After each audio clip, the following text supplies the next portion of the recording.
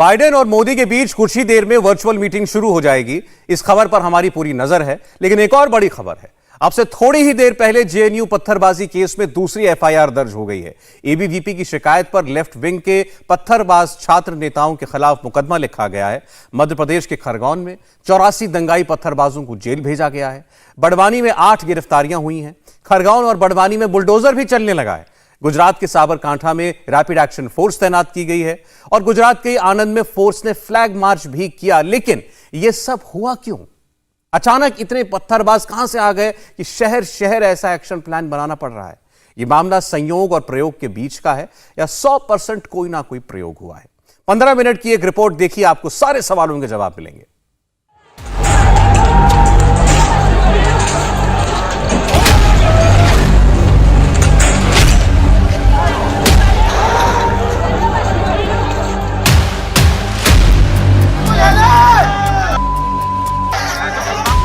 ये जो हुआ वो क्यों हुआ? अचानक रामनवमी के दिन पूरे देश में एक नया एक्सपेरिमेंट हुआ। एक नया सेंटिमेंट जगाने की कोशिश की गई। ये किसी एक शहर में नहीं हुआ बल्कि 16 शहरों में हुआ। ये किसी एक राज्य में नहीं हुआ बल्कि एक साथ 6 राज्यों में हुआ। 2 धर्मों के लोगों को लड़ाने की कोशिश की गई। जरा गौर से सोचिए,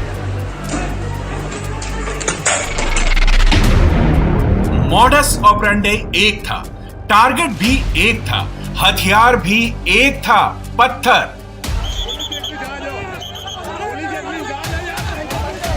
दिन जानबूझकर चुना गया रामनवमी। सबसे ज्यादा पत्थर या तो मंदिरों के पास चले या मस्जिदों के पास चलाए गए। सबसे बड़ी बात यह कि यह खरगोन में भी हुआ और जेएनयू में भी हुआ, पिछड़े इलाकों में हुआ और सबसे ज्यादा पढ़ाई वाले सेंटर में भी हुआ। यह इत्तेफाक नहीं हो सकता। शहर शहर इतने पत्थर इत्तेफाक से जमा नहीं हो सकते। लाउडस्पीकर पहले से लगाए गए थे और उन लाउडस्पीकर्स पर कुछ बातें जानबूझकर कही गई थी। दिन, जगह, मुहूर्त चुनकर सब कुछ किया गया। सोशल मीडिया पर वीडियो वायरल कराए गए, ट्रेंड चलाया गया। इनको वीडियो बना नितिन। क्या यह मोदी सरकार पर पत्थरबाजी का नया ट्रेंड है? क्या राम के नाम को बदनाम करने की साजिश है? क्या राम भक्तों को डिस्क्रेडिट करने का प्लान है? बुलडोजर चलने लगे हैं। पुलिस एक्शन शुरू हो गया है। नकाब लगाकर पत्थर चलाने वालों की पहचान हो रही है। सबके मोबाइल से जो वीडियो निकल रहे हैं वो बड़ी साजिश की ओर इशारा कर रहे हैं। नकाब बांधकर पत्थर किसने चलाए? रामनवमी के जुलूस में आग किसने लगाई? सब बताएंगे, पुलिस का एक्शन दिखाएंगे। मगर सबसे पहले शहर शहर हुई पत्थरबाजी की बिग पिक्चर देख लीजिए। गुजरात का आनंद, रामनवमी की शोभा यात्रा पर पत्थरबाजी, फिर आग लगा दी।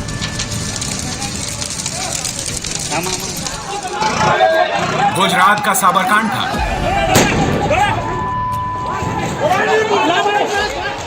वीएचपी ने हिम्मतनगर में रैली निकाली तो पत्थरबाजी हो गई। बीच सड़क पर आग लगाकर रास्ता रोक दिया।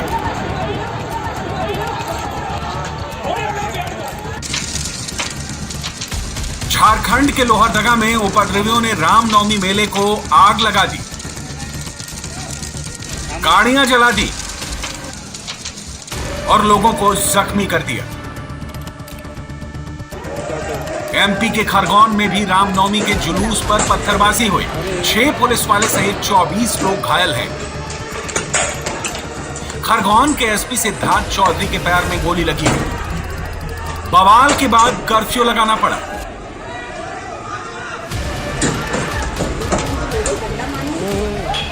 एमपी के ही बड़वानी में रामनवमी के जुलूस पर पत्थर चले। बड़वानी के सेंधवा में पथराव के बाद आगजनी की कोशिश की गई। बंगाल के हावड़ा में रामनवमी की शोभा यात्रा निकली तो वहां भी भगवा झंडे को देखकर पत्थरबाजी हो गई।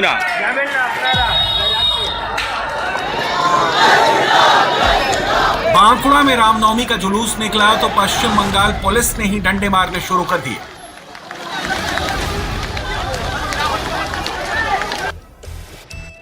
दिल्ली के जेएनयू में रामनवमी के हवन को लेकर एबीवीपी और लेफ्ट के छात्रों में भिड़ंत हो गए। नॉनवेज खाने से रोकने और हॉस्टल कैंपस में हवन करने को लेकर जोरदार पत्थरबाजी हुई। रामनवमी के दिन अचानक ऐसा क्या हुआ कि देश भर के 6 अलग अलग राज्यों के 15 शहरों में पत्थरबाजी हो गई। यह सब अचानक हुआ या प्लान करके किया गया?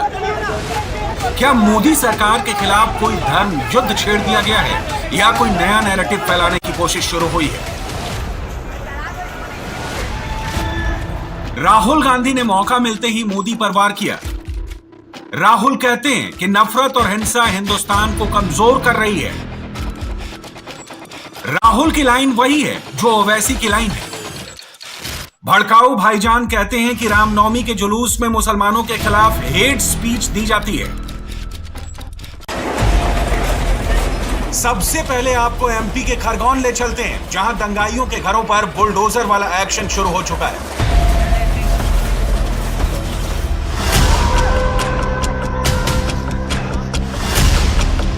खरगोन में रामनवमी के जुलूस पर नकाब बांधकर पत्थर चलाए गए।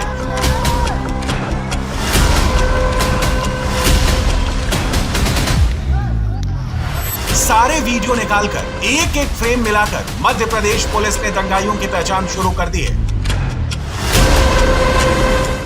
रफीक ठेकेदार, सादुल्ला, दल्लू और रियाज पिता शेर मोहम्मद के घरों को बुलडोजर से गिरा दिया गया। हम लोगों ने जो आइडेंटिफाई किया, लगभग 84 लोग अभी तक गिरफ्तार हो चुके हैं। इन 84 लोगों पे जेल में डालना एक विषय है, साथ ही में इनके जो प्रॉपर्टीज़ हैं, जो इलीगल कंस्ट्रक्शंस हैं, एनक्रोचमेंट है, क्योंकि आर्थिक प्रहार बहुत बड़ा प्रहार होता है, उन पर तोड़ने की कार्रवाई की जा रही है। सोशल मीडिया पर खरगोन के कई वीडियो चल रहे हैं। उन्हीं में से एक है ये वीडियो। रात में पेट्रोल बम चलाए गए। कम से कम 3 से 4 इलाकों में पत्थरबाजी हुई और कई घरों में आग लगा दी गई। हालात काबू में करने के लिए पुलिस को आंसू गैस के गोले दागने पड़े, लाठीचार्ज करना पड़ा। रामनवमी के जुलूस पर अगर सिर्फ खरगोन में ही पत्थरबाजी होती तो कोई भी इसमें कोई डिजाइन नहीं देखता, कोई प्लान नहीं देखता। लेकिन एमपी के ही बड़वानी में भी बिल्कुल ऐसा ही हुआ। रामनवमी का जुलूस जैसे ही मुस्लिम मोहल्ले से गुजरा, पत्थर चलने लगे। बड़वानी की सड़कों पर बिखरे हुए पत्थर और जली हुई बाइकें सबूत हैं कि यहां दंगा कराने की फुल प्लानिंग थी। बड़वानी में भी बुलडोजर चलने लगा है।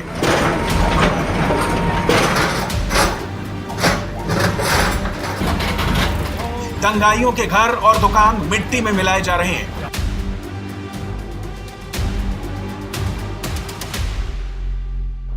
मध्य प्रदेश में इंडिया टीवी के ब्यूरो चीफ अनुराग अमिताभ ने राज्य के होम मिनिस्टर नरोत्तम मिश्रा से सीधा सवाल पूछा। माहौल बिगाड़ने की कोशिश हो रही, बिगड़ नहीं रहा है जी, और बिगड़ने हम देंगे नहीं जी। जिस घर से पत्थर आए वो घर को पत्थर के ढेर में बदल दें। ये मध्य प्रदेश है, यहाँ शांति का टापू ही रहेगा ये प्रदेश। ये कुछ क्या है, टुकड़े टुकड़े गैंग जो 5 राज्यों के चुनाव से आहत हुई है ना जी, ये उकसाने की कोशिश कर रहे हैं। आज तो हम किसी भी कीमत पे इन दंगाइयों को नहीं बख्शेंगे। 77 लोग अभी गिरफ्तार हो गए और हम इसकी जड़ में जा रहे हैं बहुत जल्द। खरगोन और बड़वानी से अब आपको ले चलते हैं गुजरात के साबरकांठा। यहाँ के हिम्मतनगर में फोर्स की तैनाती के बाद आज शांति रही, लेकिन कल रामनवमी के दिन यहाँ जमकर बवाल हुआ था।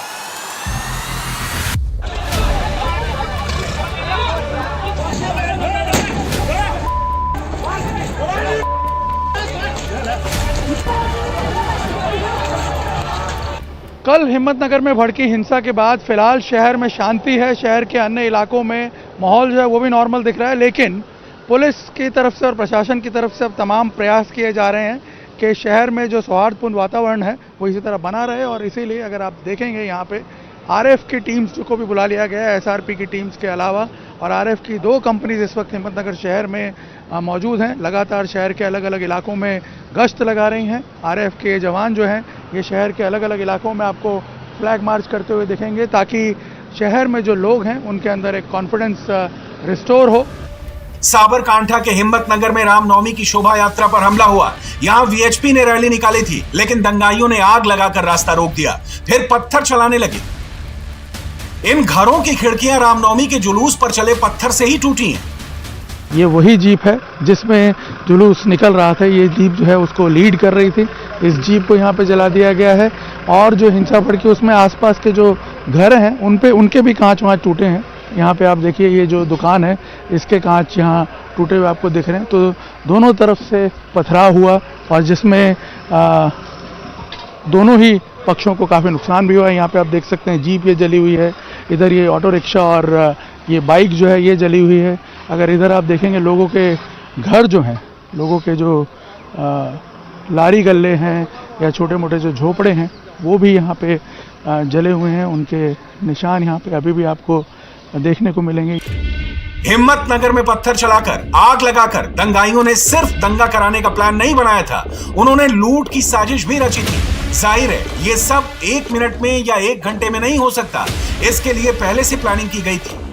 यहाँ आप देख सकते हैं जो गाड़ी पे अगर आप देखें तो उसके स्पॉट्स भी दिख रहे हैं, और पूरा शोरूम जो है, अगर यहाँ पे मैं आपको दिखाऊं, पूरा शोरूम जो है उसको बाहर से पथराव करके लोगों ने तोड़ दिया। आप देख सकते हैं पूरे शोरूम के जो कांच हैं ये टूटे हुए पड़े हैं। शोरूम के अंदर घुसने की कोशिश की, लेकिन तब तक जो है पुलिस आ गई थी। यहाँ पे अगर मैं आपको दिखाऊं, आप देखेंगे यहाँ पूरा का पूरा जो शोरूम के ये जो ग्लास पैनल्स हैं वो फसाड पूरा टूट चुका है। अंदर जो चीज़ें थी उसको नुकसान पहुंचा है। यहाँ पे अगर आप देखेंगे सब तरफ, चारों तरफ जो है कांच बिखरे हुए हैं। भीड़ ने हिंसक भीड़ जो थी उसने अंदर घुसने की कोशिश जरूर की, यहाँ घुस नहीं पाया। अगर घुसते तो ये पूरा शोरूम जो है अंदर से भी तहस नहस हो गया होता। साबरकांठा के हिम्मतनगर से 150 किलोमीटर दूर गुजरात के ही आणंद में कल रामनवमी का जुलूस शांति से निकल रहा था। शोभा यात्रा के लिए पुलिस ने परमिशन भी दिया था, लेकिन मुस्लिम मोहल्ले से गुजरते ही पत्थर चलने लगे। दंगाई दुकानों में आग लगाने लगे, चुन चुन कर हिंदुओं को निशाना बनाया गया। उस हिंसा में पत्थर लगने से एक व्यक्ति की मौत भी हो गई। आणंद पुलिस ने हिंसा के आरोप में 8 लोगों को गिरफ्तार किया है। अभी यहाँ पर एसपी लेवल में 2 ऑफिसर्स बाहर से एडिशनल फोर्स के लिए आया है। साथ साथ 4 एक एसआरपी कंपनी 400 जैसा एसआरपी लोग भी आया है, और फोर्स भी पूरा डिस्ट्रिक्ट से और रेंज से भी 300 ऐसा पुलिस कांस्टेबल आया है। जो आणंद में हुआ वही झारखंड के लोहरदगा में हुआ, जहां हर साल रामनवमी का मेला लगता था। यहां उपद्रवियों ने आग लगा दी। 10 से ज्यादा बाइक, 3 ठेले, 1 टेम्पो, 4 साइकिल और मेले में लगी दर्जनों दुकानों को जलाकर स्वाहा कर दिया। आग लगने के बाद लोग भागने लगे तो उन पर जबरदस्त पत्थरबाजी भी हुई। हिंदुस्तान के मुसलमानों के रहनुमा बनने वाले असदुद्दीन ओवैसी कहते हैं कि रामनवमी के मेले में मुसलमानों के खिलाफ जहर उगला जाता है। क्या इसलिए प्लान बनाकर रामनवमी जुलूस पर हमला बोला गया? क्या मोदी सरकार को बदनाम करने के लिए ओवैसी एंड गैंग ने मुसलमानों को भड़काया? मैं उन लोगों से पूछना चाहता हूं जो कह रहे हैं कि ये शोभा यात्रा दूसरों को चिढ़ाने का काम करते हैं। वही लोग, उनके एक भाई कहते हैं कि 15 पुलिस हटा दिया जाए तो 15 मिनट में मैं भारत को दिखा दूं। क्या भारत में अगर रामनवमी की शोभा यात्रा नहीं निकलेगी तो क्या पाकिस्तान में रामनवमी की शोभा यात्रा निकालने देंगे, जहां मंदिरों को तोड़ दिया, बेटियों को शादी के मंडप से उठा लिया? मैं उन लोगों से पूछना चाहता हूं, आज तक कोई एग्जाम्पल बताएं कि हमने तजिया पर लोगों ने पत्थरबाजी की हो। उनका झगड़ा अगर होता है लखनऊ में तो शिया और सुन्नी में होता है। ये चुनौती भारत के उन लोगों के लिए है जो भारत में अमन चैन चाहते हैं, और वैसे लोगों के लिए जो अपने को सेकुलर कहते हैं, टुकड़े टुकड़े गैंग के सदस्य हैं, अभी उनकी जुबान बंद है। पत्थर, रॉड, डंडे, कांच की बोतल, पुरानी ट्यूबलाइट, जिसके हाथ में जो आया उसने उसी से मारा। रामनवमी के दिन जो कहीं नहीं हुआ वैसा बवाल जेएनयू में हुआ। जेएनयू एंटी मोदी गैंग का सबसे बड़ा सेंटर है। यहां के कावेरी हॉस्टल में रामनवमी के दिन हवन हुआ तो लेफ्ट विंग के नेताओं को अपने मंसूबे स्वाहा होते दिखाई पड़ने लगे। इस वक्त हम जेएनयू कैंपस के अंदर कावेरी हॉस्टल में मौजूद हैं और आप ठीक मेरे पीछे देख सकते हैं, ये वो जगह है जहां पर रामनवमी के दिन पूजा हो रही थी। यहाँ पे देखें एक हवन कुंड भी इन्होंने बनाया हुआ है, तमाम आसन वगैरह जो हैं वो बिछे हुए हैं और जो पंडाल है वो लगाया हुआ है। इसके बाद दूसरी तस्वीर मैं आपको दिखा दूँ, यहाँ से महज 5 से 7 कदम की दूरी पर ये हॉस्टल की मेस है जहाँ पर तमाम छात्र इकट्ठे होकर खाना खाते हैं। दरअसल जब यहाँ पूजा हो रही थी तो कुछ छात्र अंदर खाना भी खा रहे थे। अब ऐसे में जो लेफ़्ट विंग है उसका ये कहना है कि अंदर, क्योंकि रविवार का दिन होता है और ऐसे में तमाम जो कैंटीन हैं, मेस हैं, वहाँ पर नॉनवेज परोसा जाता है, लेकिन जो राइट विंग के छात्र थे, एबीवीपी से जुड़े जो छात्र थे, वो इस बात का विरोध कर रहे थे कि नॉनवेज नहीं बनेगा। कैंटीन वाले का भी वो विरोध कर रहे थे। और वहीं एबीवीपी के छात्रों का या फिर कहें राइट विंग का ये कहना है कि जो लेफ्ट विंग से जुड़े छात्र हैं उन्होंने जो है उनके साथ मारपीट की। रामनवमी के दिन हवन के साथ नॉनवेज वाला नैरेटिव बहुत वायरल है। मोदी विरोधी कहते हैं कि मोदी सरकार खान पान को भी कंट्रोल करना चाहती है। जेएनयू में मारपीट से उनको मौका मिल गया है। एबीवीपी और लेफ्ट विंग दोनों के अपने अपने दावे हैं। सच्चाई क्या है ये जानने के लिए इंडिया टीवी के 2 रिपोर्टर जेएनयू पहुंचे और एक एक छात्र से बात की। पहले लेफ्ट विंग के छात्र नेता को सुन लीजिए कि उसका क्या कहना है। जो पूजा था, पूजा 3 बजे से 6 बजे के टाइम का था, वो पूजा हुआ, वहाँ प्रसाद वितरण हुआ, प्रसाद सब लोग खाए हैं, सारे हॉस्टल के रेसिडेंट खाए हैं, सारे चीज़ हुआ है। पूजा में कोई किसी भी प्रकार का कोई विधान नहीं डाला गया है। बात यहाँ से खाने की हो रही थी और खाना के जब 7 बजे का जो मेन्यू है, 7 बजे डिसाइडेड टाइम है, 7:30 से 9 बजे तक का टाइमिंग होता है जिसमें वो खाना खाया जाता है। खाना खाने का टाइम जब स्टूडेंट आते हैं तो उनको पता चल रहा है कि उनका जो खाना फूड जो है वो उनको अवेलेबल नहीं किया जा रहा है, क्योंकि आधा फूड वहाँ बना था वो भी वेज था, नॉन वेज नहीं बना था। तो बात अब खाने की है। एक पक्ष को सुनेंगे तो सच्चाई नहीं जान पाएंगे, इसलिए एबीवीपी से जुड़े छात्र नेता को भी सुनना जरूरी है।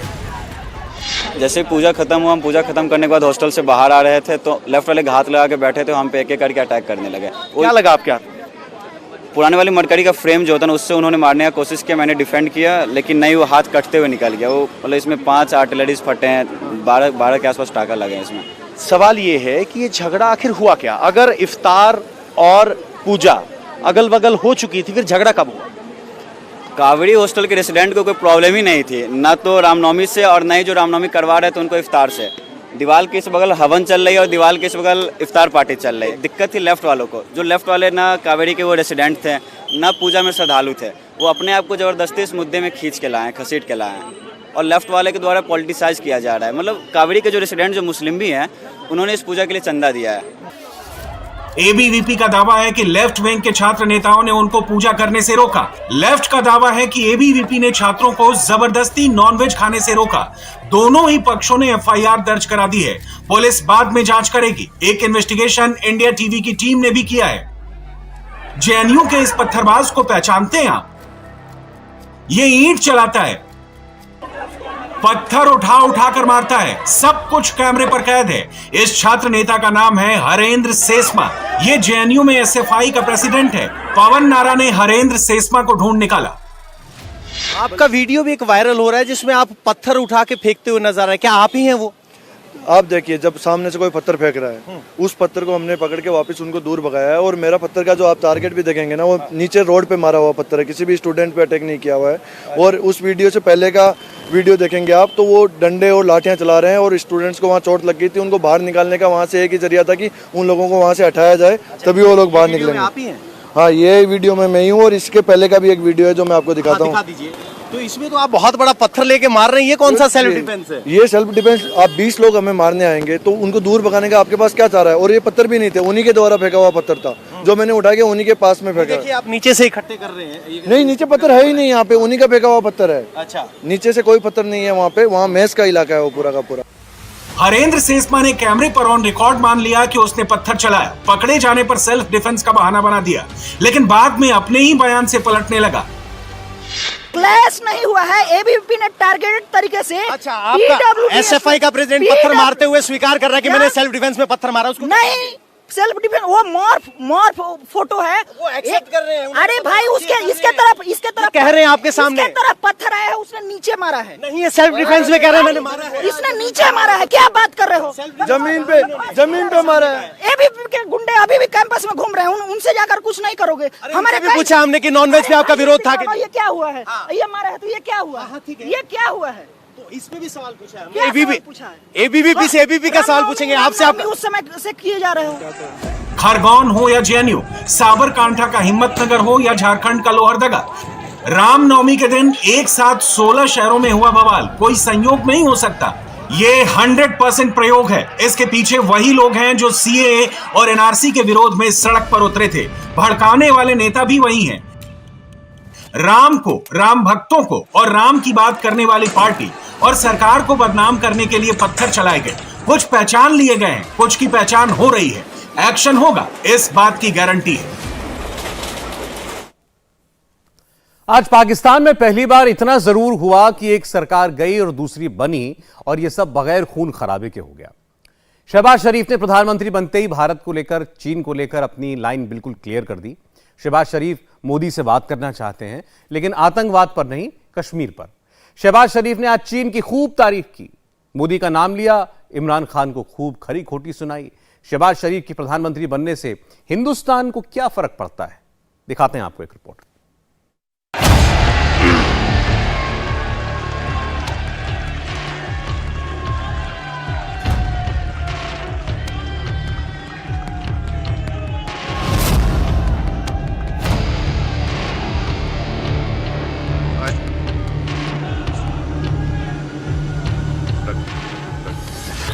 पाकिस्तान में शरीफ कौन है?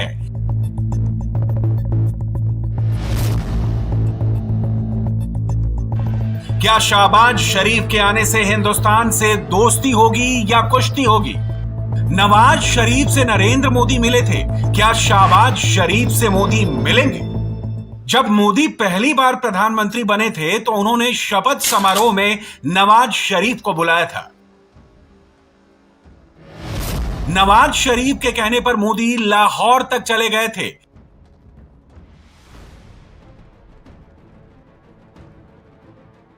मोदी साल 2014 में पहली बार पीएम बने थे। नवाज शरीफ 2013 में तीसरी बार पाकिस्तान के पीएम बने। अब पाकिस्तान की कमान शहबाज शरीफ के पास है।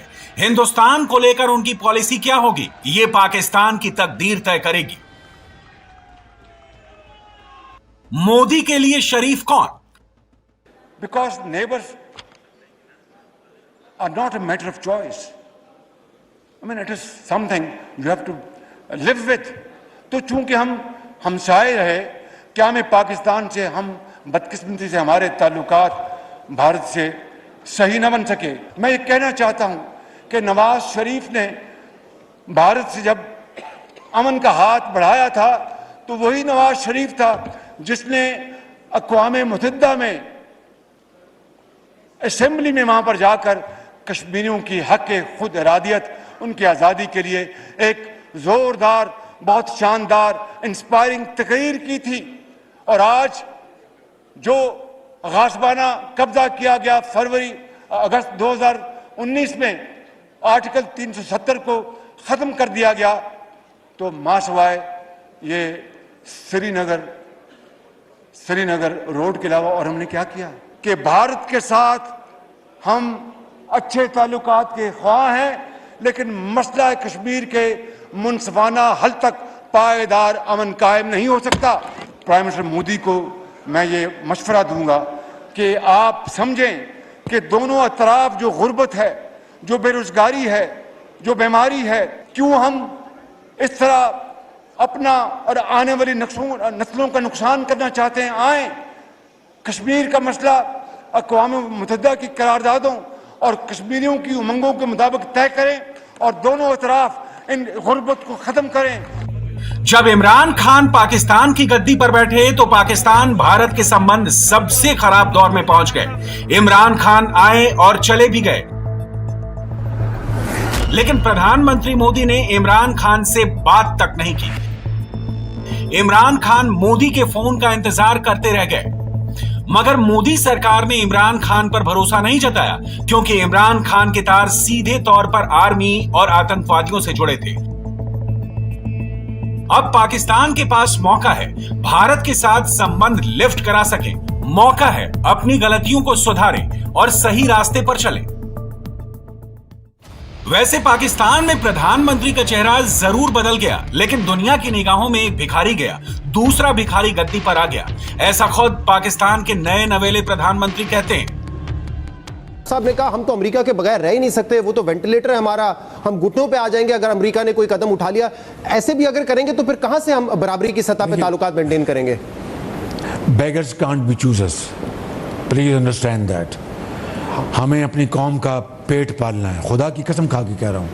यतीमों के सरों पर दस्ते शफ़क़त हमें रखना है। हमें अपना जो गरीबों को उनको पढ़ा लिखा कर काबिल बनाना है। हमने उनको we have to equip them with knowledge. Hindustan के लिए पाकिस्तान सिर्फ एक चौपट मुल्क है जो अपने पैरों पर खड़ा नहीं हो सकता है। पाकिस्तान सरकार, सेना, ISI अब मुल्क के अंदर ही उलझी रहेंगी। पाकिस्तान जितना कमजोर रहेगा हिंदुस्तान के लिए उतना अच्छा रहेगा। टू फ्रंट में अब एक ही फ्रंट पर भारत भी पूरा ध्यान दे सकेगा। वैसे इमरान खान को भी बाजवा ने गद्दी पर बैठाया था, शहबाज शरीफ को भी बाजवा नहीं चुना है। मौजूदा आर्मी चीफ से आपके ताल्लुकात कैसे? मेरे तो हर आर्मी चीफ से ताल्लुकात अल्लाह ताला के फजलों हिस्टोरिकली ठीक रहे, बहुत अच्छे रहे। शहबाज शरीफ को विपक्ष ने पाकिस्तानी PM का उम्मीदवार जरूर चुना था, लेकिन उनको क्या कहना है, कब कहना है, कब क्या करना है, वो पाकिस्तान का कोई बड़ा पावरफुल इंसान उनको बताता था। वो शख्स इतना ताकतवर है कि बीच प्रेस कॉन्फ्रेंस में शहबाज फोन उठाने और सफाई देने को मजबूर है। जी मैं प्रेस कॉन्फ्रेंस में बैठा हूँ जी। मैं अभी बात करता हूँ जी, और बाकी जो इत्तेहादी जो पार्टीज हैं उनसे भी अब मशावरत कर लें, मेहरबानी। Thank you very much. Shehbaz Sharif का इतिहास देखें तो वो हमेशा से ही पाकिस्तानी सेना की फेवरेट लिस्ट में रहे हैं, चाहे पाकिस्तानी सेना के कमांडर बाजवा हों या फिर परवेज मुशर्रफ। ऑर्डर अब भी रावलपिंडी से आएगा, इस्लामाबाद में बस साइन किया जाएगा। बात दुरुस्त है कि जनरल मुशर्रफ ने अपने ज़माने में मुझे प्राइम मिनिस्टरशिप ऑफर की थी। ये बात रिकॉर्ड पर है, जनरल मुशर्रफ ने खुद ये बात की थी। अगर वो ये बात ना करते तो मैं ये राज हमेशा सीने में रहता और मैं मेरी कब्र तक जाता, क्योंकि मेरी आदत नहीं है कि इस तरह की बातें मैं चीप पब्लिसिटी के लिए मैं करूं। चूँकि जनरल मुशर्रफ ने की थी तो मैंने फिर उसी वक्त उसकी तस्दीक कर दी थी। उन्होंने कहा था कि शहबाज शरीफ को मैंने डिप्टी प्राइम मिनिस्टर का कहा था, गलत बात थी, प्राइम मिनिस्टरशिप ऑफर की थी। मैंने कहा था जनरल साहब, अगर आप मेरे ख़ानदान को नहीं जानते तो फिर मैं आपको बता देता हूं कि अगर मैं अपने भाई को छोड़कर, बड़ी मेहरबानी आप मुझे ये ऑफ़र कर रहे हैं, मैं अपने अगर भाई को छोड़ता हूं, अपने ख़ानदान का मैं सगा नहीं हूं, तो मैं आपका सगा बनूंगा, मैं आपके साथ रहूँगा। खुदारा इस बात को जाने दें।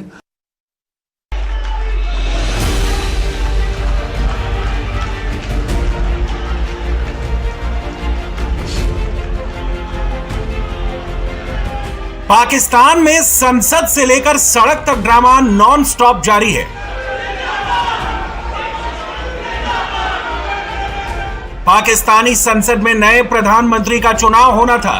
इस खास मौके पर मरियम नवाज भी संसद पहुंची, कुछ पढ़ती हुई नजर आई।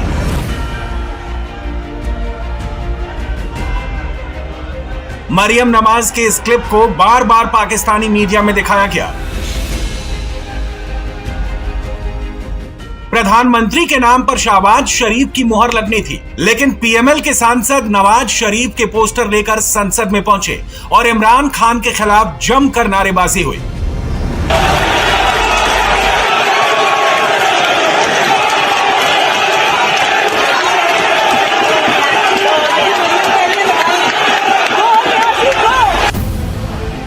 इमरान खान के खिलाफ नारेबाजी हुई तो इमरान खान के सांसदों को भी जोश आ गया। उन्होंने भी आजादी मांगनी शुरू कर दी।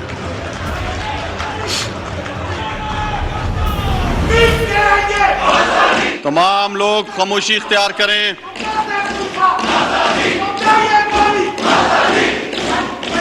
एक मिनट खामोशी।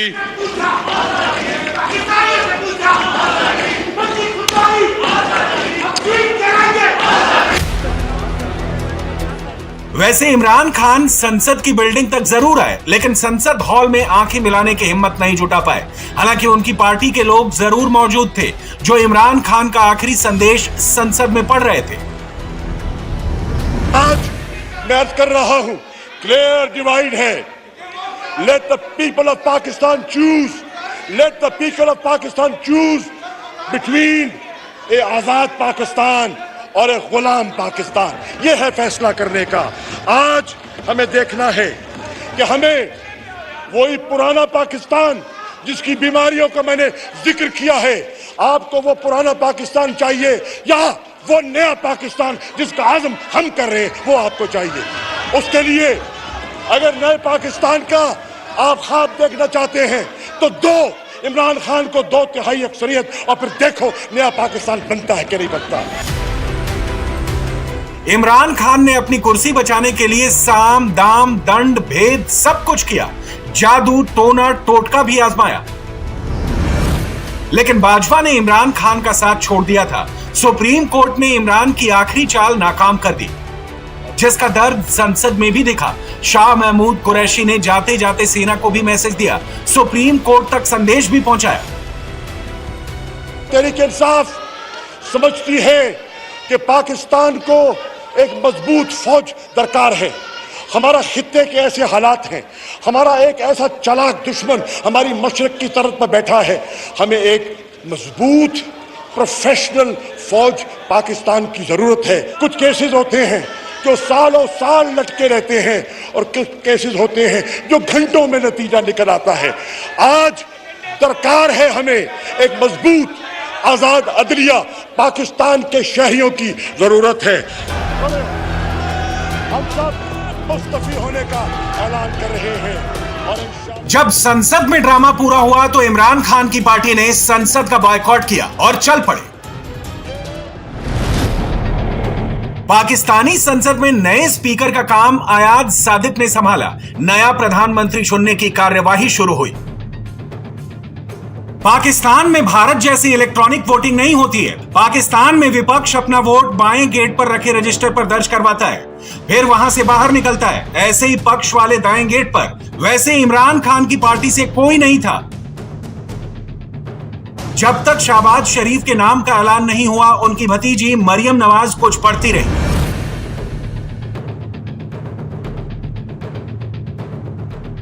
दो मिनट बाद घंटी बजती है और सांसद वापस अपनी सीट पर आ जाते हैं और स्पीकर विजेता का नाम ऐलान करते हैं। जी, मियां मोहम्मद शहबाज शरीफ साहब के 174 वोट्स थे। मखदूम शाह महमूद कुरैशी साहब को कोई वोट नहीं पोल हुआ।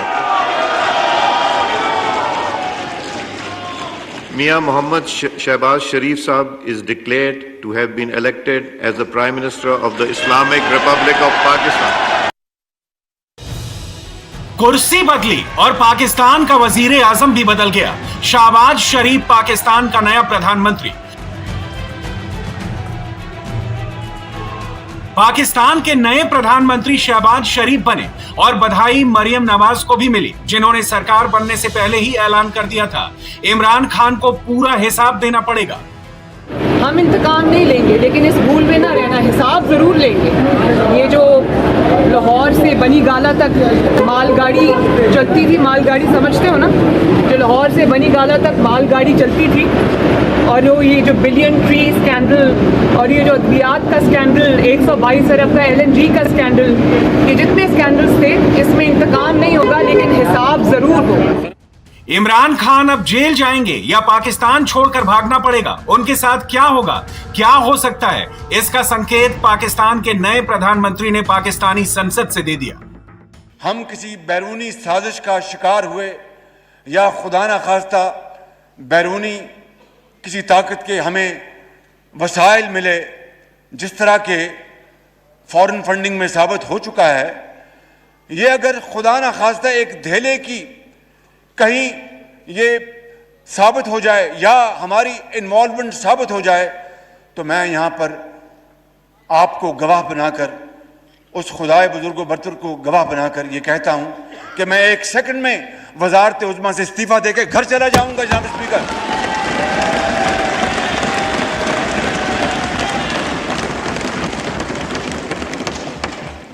इसलिए मैं समझता हूँ कि ये बहस आज ख़त्म हो जानी चाहिए। मैं इंशाअल्लाह पहली फुर्सत में इन कैमरा सेशन का मैं इंतज़ाम करा के जनाब को मैं इतला करूँगा। पाकिस्तान के नए पीएम ने साफ कर दिया कि वो इमरान खान के हर आरोप की जांच कराएंगे और कटघरे में इमरान खान को भी आना पड़ेगा। ना कोई गद्दार है और ना कोई गद्दार था जनाब स्पीकर।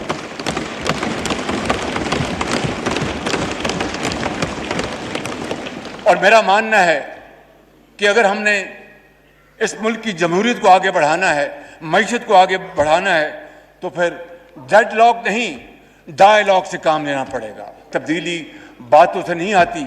अगर बातों से तब्दीली आनी होती तो 4 साल में तब्दीली की हवा हमें इस दुनिया के सबसे शानदार तरक्की याफ्ता मुल्क में बदल देती।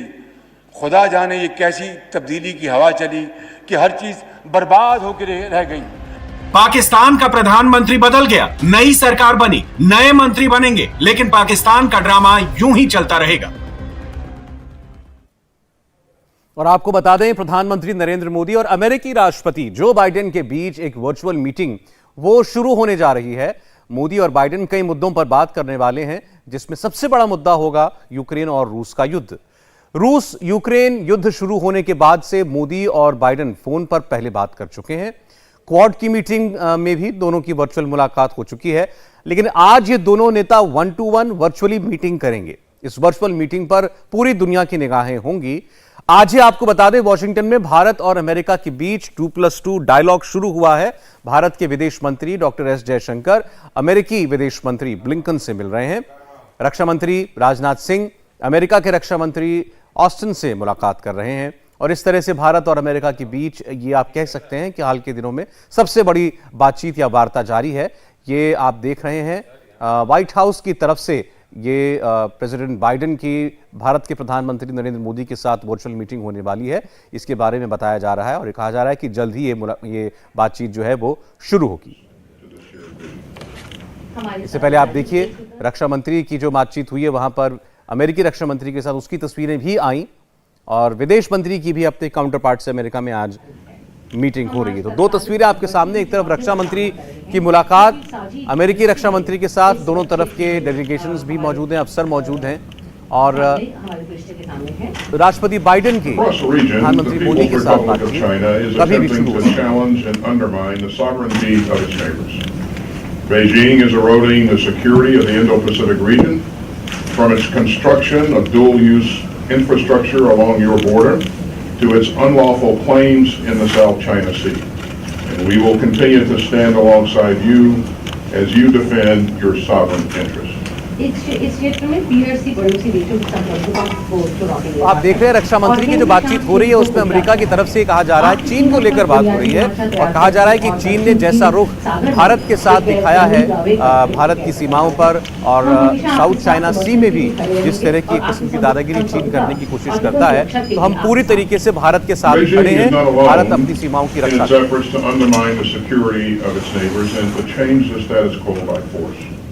Russia's invasion of Ukraine and the humanitarian devastation that it has created are blatant attempts to undermine the international order that is grounded in the rules and the principles that we share.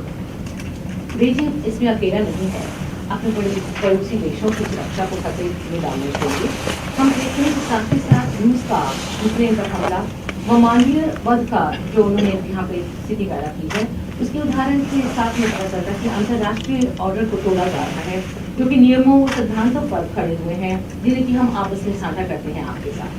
And just as India's leadership is central to this rules-based order, so too is the U.S.-India defense partnership and our collaboration with like-minded partners. We now coordinate alongside each other across the Indo-Pacific region and across domains, which is truly extraordinary. And we are committed to working seamlessly with you across new and emerging domains. रक्षा मंत्री राजनाथ सिंह और अमेरिकी रक्षा मंत्री के बीच में अब जो है फिलहाल आपको बता दें वक्तव्य जो है वो अमेरिकी रक्षा मंत्री की तरफ से दिया जा रहा है। उसमें पहले चीन की बात की गई जिसमें स्पष्ट तौर पर अमेरिका ने कहा कि चीन ने जो कुछ भी स्टेटस को बदलने की कोशिश की है भारत की सीमाओं पर वो उसमें वो भारत के साथ खड़ा है और भारत को पूरा हक है अपनी सीमाओं की रक्षा करने का। और इसके बाद अब रूस यूक्रेन युद्ध की बात हो रही है जिसमें अमेरिका जो है वो रूस को जो अग्रेसर बता रहा है, एक आक्रामक देश बता रहा है।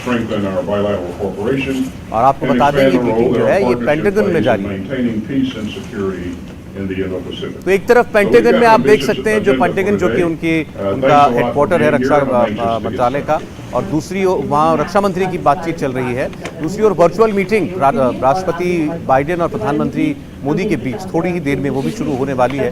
और इसके अलावा 2+2 डायलॉग है, मतलब रक्षा क्षेत्र से जुड़े हुए मामलों की बातचीत जो है वो दोनों देशों के रक्षा मंत्रियों के बीच होगी और विदेश मंत्रालय दोनों देशों के विदेश मंत्री वो भी मुलाकात करेंगे। पिछली बार जब आपका दिल्ली जाना हुआ था उस समय हमारी आपके साथ में हुई थी, स्वाभाविक रूप से आपसे जो बातचीत थी उससे मैं बहुत ही इम्प्रेस हुआ था। Secretary Austin, it is such a pleasure to meet you again. Your previous visit to Delhi. Come on, sir. We're going. Your vision of a free and open Indo-Pacific region. हमारी साझेदारी एक स्वतंत्र एवं खुले हिंद प्रशांत की दृष्टि पर आधारित है जो कि न्याय के नियमों व शांति संप्रभुता पर आधारित है। हम आज तत्कालिक और बढ़ती हुई चुनौतियों का सामना कर रहे हैं जो कि साझी दृष्टि में इस क्षेत्र में हमारे दृष्टि के सामने है। Across the region, the People's Republic of China is attempting to challenge and undermine the sovereignty of its neighbors. Beijing is eroding the security of the Indo-Pacific region from its construction of dual-use infrastructure along your border to its unlawful claims in the South China Sea. We will continue to stand alongside you as you defend your sovereign interests. इस क्षेत्र में PRC पड़ोसी देशों की संचालन को चुनौती दे रहा है और हिंद प्रशांत क्षेत्र को खोखला कर रहा है। आपकी सीमा पर बुनियादी ढांचा तैयार करके और दक्षिण चीन I thank you for your hospitality and I hope that this engagement will prove to be beneficial to strengthen our bilateral relationship. Thank you very much. I look forward to our discussion. Thank you, Press. That'll be all. We're leaving now. Thank you.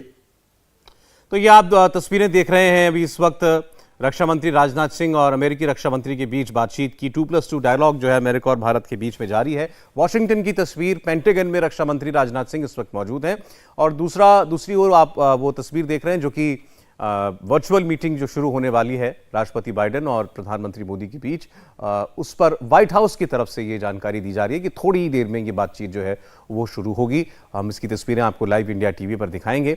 किसी भी वक्त प्रधानमंत्री मोदी की ये बातचीत राष्ट्रपति Biden के साथ शुरू हो सकती है। और इस हालांकि ये जो डायलॉग है 2+2 डायलॉग ये भारत और अमेरिका के बीच निरंतर चलता है, लेकिन हालात इस वक्त जो दुनिया के बने हुए हैं रूस और यूक्रेन के युद्ध के हवाले से, उसमें भारत का जो दृष्टिकोण रहा है और भारत ने जो स्टैंड लिया है, एक तटस्थ स्टैंड लिया है। हमने यूनाइटेड नेशंस के फोरम पर या कहीं भी भारत ने जो है उन मसौदों पर जिसमें कि रूस को आक्रांता कहा गया या रूस के खिलाफ सैंक्शंस लगाए गए, भारत ने एक न्यूट्रल रुख अब तक अपनाया है। और इस बात को लेकर के अमेरिका जो है, हालांकि अमेरिका की तरफ से कभी आधिकारिक तौर पर भारत के लिए ऐसा कुछ नहीं कहा गया, लेकिन उनकी अपेक्षा जरूर है कि भारत का रुख बदले। भारत अपना रुख साफ कर चुका है कि वो अपने हितों को देखेगा, अपने राष्ट्रीय हितों को देखते हुए अपनी विदेश नीति पर अमल करेगा और ये बात अमेरिका भी समझता है आज। लेकिन इस मुलाकात में मुमकिन है कि रूस और यूक्रेन का मुद्दा जो है वो राष्ट्रपति बाइडेन और प्रधानमंत्री मोदी के बीच उठ सकता है और उसमें राष्ट्रपति बाइडेन अपनी बात कह सकते हैं और प्रधानमंत्री अपना पक्ष भी रख सकते हैं। लेकिन इसके अलावा जो आप बातचीत अभी देख रहे थे रक्षा मंत्री राजनाथ सिंह और उनके काउंटर पार्ट के बीच में, उसमें बड़ा स्पष्ट था और अमेरिकी रक्षा मंत्री ने बिल्कुल ये साफ कर दिया था कि भारत एक विशेष पार्टनर है जहां तक रक्षा का सवाल है, रक्षा क्षेत्र का सवाल है अमेरिका का, और इस दोस्ती को आगे ही बढ़ाना चाहता है अमेरिका भी। जब चीन के मुद्दे की बात आई तो अमेरिकी विदेश मंत्री ने खुलकर भारत की हिमायत की और कहा कि चीन जिस तरीके से अपने पड़ोसी देशों के साथ विवादों में उतर रहा है, जिस तरीके का उसका बर्ताव है, भारत और चीन की सीमाओं पर भी जो कुछ हुआ उस पर वो भारत के रुख के साथ 100% सहमत है और भारत के साथ खड़ा है। ये बात खुलकर कही। हालांकि उन्होंने भी रूस यूक्रेन का जिक्र किया और उसमें कहा कि जैसे भारत दुनिया में एक रूल्स बेस्ड ऑर्डर चाहता है, ऐसा ही अमेरिका भी चाहता है, लेकिन रूस इसका पालन नहीं कर रहा है। उस पर विदेश मंत्री ने क्या जवाब दिया वो अभी जो तस्वीरें आई हैं उनमें हम नहीं सुन पाए, लेकिन भारत ने जरूर अपना ही रुख दिखा अब तक जो है रहा है इस मुद्दे पर। रक्षा मंत्री ने वही दोहराया होगा वहां पर। इंतजार है कि कब राष्ट्रपति बाइडेन जो है उनकी मुलाकात होती है, वर्चुअल मीटिंग प्रधानमंत्री मोदी के साथ। इससे पहले जब से रूस यूक्रेन युद्ध शुरू हुआ है दोनों के बीच बातचीत हो चुकी है फोन पर। क्वाड की मीटिंग में भी दोनों नेताओं की वर्चुअल मीटिंग हुई थी। हालांकि उसमें जापान और ऑस्ट्रेलिया के प्रधानमंत्री वो भी शामिल थे। और उसके बाद अब ये 2+2 मीटिंग के साथ साथ एक समिट हो रहा है, वर्चुअल समिट, जिसमें राष्ट्रपति बाइडेन की सीधी बात होगी प्रधानमंत्री नरेंद्र मोदी के साथ। तो थोड़ी देर में बातचीत शुरू होने जा रही है। अमेरिकी रक्षा मंत्री ऑस्टिन लॉयड और रक्षा मंत्री राजनाथ सिंह के बीच मुलाकात जारी है इस वक्त भी, और डॉक्टर एस जयशंकर अपने काउंटर पार्ट से भी मिल रहे हैं, यानी दोनों देशों के विदेश मंत्रियों की भी मुलाकात हो रही है। दुनिया में इस वक्त कई मुद्दे छाए हुए हैं। भारत के लिहाज से देखें तो हालांकि सीधे तौर पर अभी भारत को उससे कोई फर्क नहीं पड़ा, लेकिन पाकिस्तान में रिजीम चेंज होना, इमरान खान का जाना, वो भी एक अहम मुद्दा है। और इमरान खान जिस तरीके से गए हैं वो तो अपनी पूरी पॉलिसी को अमेरिका के खिलाफ अपने देश की पॉलिसी को बना करके गए हैं। और भारत और अमेरिका के रिश्तों को लेकर और प्रगाढ़ करने को लेकर आप वो ट्वीट देखें जो राष्ट्रपति बाइडेन ने किया आपसे थोड़ी देर पहले, जिसमें उन्होंने खुद विश्व को बताया कि उनकी मुलाकात होने जा रही है प्रधानमंत्री नरेंद्र मोदी से वर्चुअली। उसकी जो भाषा थी वही बताता है कि दोनों देशों के रिश्ते कितने गहरे हैं इस वक्त, सामरिक रिश्ते कितने मजबूत हैं दोनों देशों के, और रूस यूक्रेन युद्ध का उस पर कोई प्रभाव नहीं पड़ा। ये बिल्कुल स्पष्ट उस बात से दिखाई दे रहा था। राष्ट्रपति बाइडेन ने लिखा कि थोड़ी देर में उनकी मुलाकात होगी प्रधानमंत्री मोदी से, और वो ये उम्मीद करते हैं कि दोनों देशों की सरकारों के, दोनों देशों की अर्थव्यवस्थाओं के और दोनों देशों के लोगों के बीच के रिश्ते और प्रगाढ़ होंगे और मजबूत होंगे। रक्षा मंत्रियों की इस मुलाकात में सबसे बड़ी खबर निकलकर यह आई है कि अमेरिका ने सीधे सीधे एलएसी पर तनाव पर बयान दिया है। भारत की संप्रभुता बनाए रखने के लिए अमेरिका हर संभव मदद करेगा। खुलकर यह बात रक्षा मंत्री ने कही है कि एलएसी पर चीन ने जो तनाव क्रिएट किया है, बनाया है, उस पर वो पूरी तरीके से भारत के साथ है और भारत अपनी संप्रभुता की रक्षा करने के लिए हर मुमकिन कदम उठाएगा। The People's Republic of China is attempting to challenge and undermine the sovereignty of its neighbors. Beijing is eroding the security of the Indo-Pacific region from its construction of dual-use infrastructure along your border to its unlawful claims in the South China Sea. And we will continue to stand alongside you as you defend your sovereign interests. इस क्षेत्र में PRC पड़ोसी देशों की संचालन पर वापस लेना है और हिंदुस्तान क्षेत्र को खोखला करना है।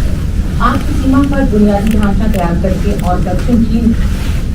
The People's Republic of China is attempting to challenge and undermine the sovereignty of its neighbors. Beijing is eroding the security of the Indo-Pacific region from its construction of dual-use infrastructure along your border to its unlawful claims in the South China Sea. We will continue to stand alongside you as you defend your sovereign interests.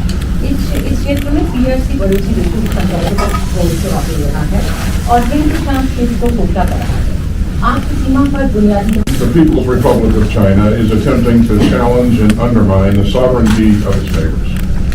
Beijing is eroding the security of the Indo-Pacific region from its construction of dual-use infrastructure along your border to its unlawful claims in the South China Sea. And we will continue to stand alongside you as you defend your sovereignty. तो आपने देखा सीधे खुलकर अमेरिकी रक्षा मंत्री ने चीन का नाम लिया और कहा कि भारत अपने बॉर्डर के इलाकों में अपनी इंफ्रास्ट्रक्चर डेवलपमेंट करने के लिए, सड़कें बनाने के लिए और तमाम इंफ्रास्ट्रक्चर को बढ़ाने के लिए पूरी तरह स्वतंत्र है और भारत अपनी संप्रभुता की रक्षा करने के लिए जो भी उचित समझेगा वो करेगा। और ऐसे में अमेरिका पूरी तरीके से भारत के साथ है, तो खुलकर उन्होंने भारत का पक्ष लिया। और बड़ी बात यह है कि चीन का खुलकर अमेरिकी रक्षा मंत्री ने नाम भी लिया है। और इसके अलावा बातचीत जो है वो उसके बाद यूक्रेन के मुद्दे पर भी छिड़ी है। अमेरिकी रक्षा मंत्री ने रूस और यूक्रेन का भी जिक्र किया है और उसमें यह कहा है कि अमेरिका और भारत दोनों चाहते हैं कि विश्व में एक रूल्स बेस्ड ऑर्डर बना रहे, यानी नियमों को मानने वाली एक फिजा जो है पूरी दुनिया में बनी रहे। लेकिन रूस ने ऐसा नहीं किया, ऐसा इल्जाम अभी अमेरिकी रक्षा मंत्री ने लगाया। लेकिन भारत के लिहाज से देखिए बड़ी बात यह है कि चीन के मुद्दे पर खुलकर नाम लेकर अमेरिका ने भारत का साथ दिया। इंडिया टीवी हर वक्त हर जगह डाउनलोड करने के लिए सर्च करें India TV news Google play store या ऐप स्टोर पर।